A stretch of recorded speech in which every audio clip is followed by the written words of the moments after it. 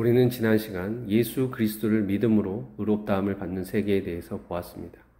이를 간략하게 이신칭이라고 합니다. 믿음으로 의롭다함을 받았다는 뜻입니다. 예수 그리스도의 대속의 십자가, 우리 죄를 대신 지신 예수님의 그 놀라운 사랑과 은혜를 믿음으로 받아들일 때 죄인이 의롭다함을 얻고 구원을 받게 된다는 것입니다. 우리에게 임한 이 놀라운 구원은 우리의 어떤 행위나 공로로 되어진 것이 아니라 오직 하나님의 은총으로 된 것입니다. 하나님 편에서 일방적으로 우리를 받으신 것입니다. 죄인에게 이건 은혜의 소식입니다. 이 은혜를 받아들이는 것이 믿음입니다. 믿음으로 구원을 받는다고 할 때 이 놀라운 구원의 소식이 참 낯섭니다.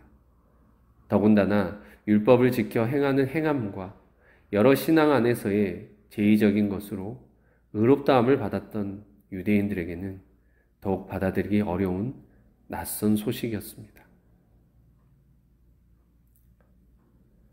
그럼 우리에게 주신 율법은 어떻게 되는 것이냐? 율법은 필요 없는 것이냐? 누구나 믿음으로 구원을 받는다면 우리가 행했던 신앙적 열심은 다 뭐란 말이냐? 믿음의 세계, 은혜의 세계를 얘기하니까 반론이 들어오기 시작합니다. 바울은 이런 시각을 가진 유대인들에게 그들이 가장 존경했던 구약의 두 인물을 들어서 이신칭의의 세계를 보충 설명합니다. 그 두 사람은 바로 아브라함과 다윗입니다. 이 두 사람을 통해 구약의 시대에서조차도 하나님은 믿음으로 의롭다 하시는 분이셨음을, 이 원칙은 동일했음을 가르치고 있습니다. 먼저 믿음의 조상 아브라함은 어떤 사람이었습니까? 그의 아버지는 우상을 숭배하고 우상을 파는 우상장사 데라였습니다. 아브라함의 아버지는 하나님께서 가장 싫어하시는 일을 행했던 사람이고, 그러므로 그의 집안은 율법으로 본다면 결코 하나님 앞에 복을 받을 수 없는 자리였습니다. 그러나 하나님은 아브라함에게 찾아오셨습니다. 이 자체가 은혜의 사건이었습니다. 표면이 아닌 이면을 보신 하나님이십니다. 그리고 그에게 본토 친척 아비집을 떠나 내게 지시할 땅으로 가라고 하셨습니다. 아브라함은 하나님의 부르심에 믿음으로 응답하고 순종했습니다. 이 믿음으로 아브라함은 이스라엘의 조상이 되었습니다. 아브라함이 할례를 행해서 의로워진 것입니까? 아닙니다. 내가 복의 근원이 될 것이다 라는 하나님의 약속과 축복을 받은 것은 그가 할례를 받기 전이었습니다. 할례는 그로부터 24년 후인 99세에 할례를 받았습니다. 그러면 아브라함이 율법을 잘 지켜서 의로워진 것입니까? 아닙니다. 율법은 아브라함 이후 430년이 지나서 모세를 통해 주신 것입니다. 그러므로 그가 믿음의 조상이 된 것은 할례를 받았거나 율법을 잘 지켜서 된 것이 아니었습니다. 유대인들이 그토록 자랑했던 혈통의 자랑도 아브라함은 없었습니다. 만일 아브라함이 행위로서 의롭다 하심을 받았으면 자랑할 것이 있으려니와 하나님 앞에서는 없느니라. 그럼 그가 어떻게 하나님께 의로운 자가 되었습니까? 오직 믿음이었습니다. 성경이 무엇을 말하느냐? 아브라함이 하나님을 믿음에 그것이 그에게 의로 여겨진 바 되었느니라. 아브라함의 의는 전적으로 하나님의 은총을 향한 믿음, 이 믿음을 하나님이 아브라함의 의로 여기셨습니다. 그럼 이스라엘 최고 전성기를 이끌었던 이스라엘 왕 다윗은 또 어떠했습니까? 다윗이 왕이 된 이후에 참혹한 죄를 저지릅니다. 자신의 신하 우리아를 전쟁터에 내보내 고의로 죽게 하고 그의 아내였던 밧세바를 취하게 됩니다. 이 행위가 하나님 앞에 악한 행위였습니다. 당장이라도 저주받아 마땅한 죄를 저질렀습니다. 그때에 선지자 나단이 와서 다윗의 죄를 책망하였습니다. 그리고 다윗은 진심으로 하나님 앞에 죄를 인정하고 자복하고 회개했습니다. 그때 하나님은 그의 죄를 용서해 주셨습니다. 다윗은 큰 은혜를 경험한 후 불법이 사함을 받고 죄가 가려짐을 받는 사람 복이 있다고 고백했습니다. 이것이 죄와 허물을 용서해 주신 전적인 하나님의 은총입니다. 다윗은 그러한 은혜를 입은 자였습니다. 은혜 안에서만 설 수 있었던 것입니다. 그러면 우리는 어떻습니까? 의인은 없나니 하나도 없다고 했습니다. 하나님의 은총을 믿음으로 이루어진 세계는 낯선 것이 아닙니다. 우리는 늘 하나님의 은총 아래 있었던 것입니다. 표면적인 제의적인 의로움, 인간의 행위로 말미암은 의로움은 자랑할 수 없습니다.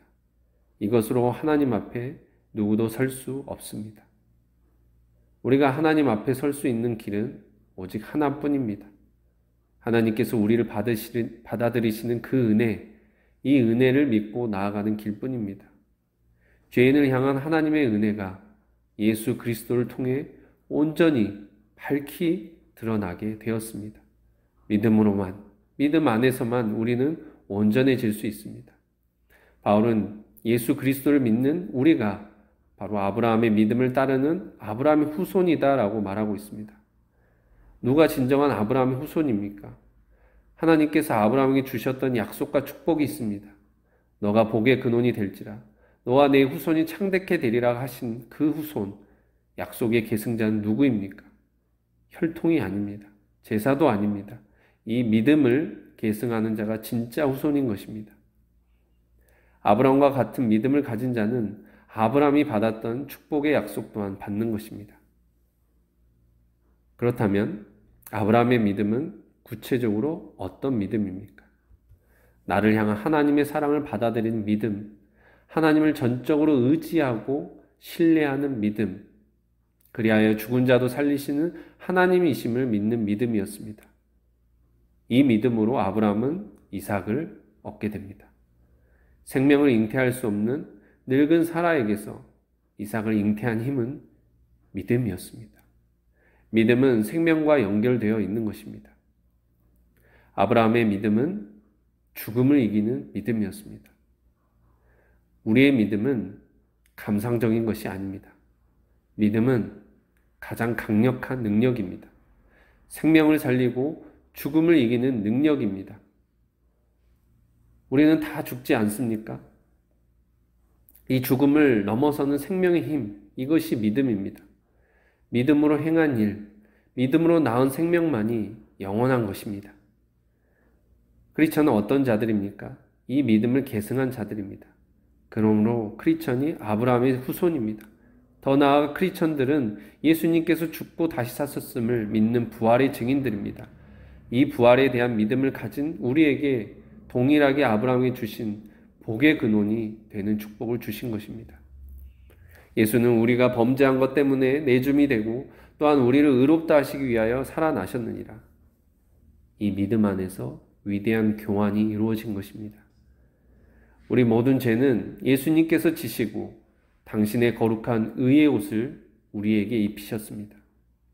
예수님은 우리 모든 죄를 지시고 죽으시고 우리가 의롭게 되었음을 확증해 주시기 위해 다시 살아나셨습니다. 믿음의 실체, 믿음의 확증이 무엇입니까? 부활입니다. 십자가는 위대한 사랑이며 놀라운 승리이며 죽음을 이기는 생명임을 부활을 통해 확증하셨습니다. 여러분, 진정으로 부활의 주님을 만나시기 바랍니다. 아브라함의 믿음을 계승하는 영적인 아브라함의 자손이 되어서 온 세상 가운데 주님의 축복을 나눠주는 복된 삶을 살기를 바랍니다. 자, 지금까지 로마서 프리뷰를 통해 4장까지 아주 간략하게 나누었습니다. 복음은 여러분의 인생을 송두리째 바꿔낼 것입니다. 복음은 여러분을 구원해내는 능력의 말씀입니다. 교회 문을 두드리셔서 더 자세히 로마서를 공부하시길 바라고요. 그리하여 구원의 확신을 갖고 진정한 자유와 기쁨을 누리며 사시는 여러분 다 되시길 바랍니다.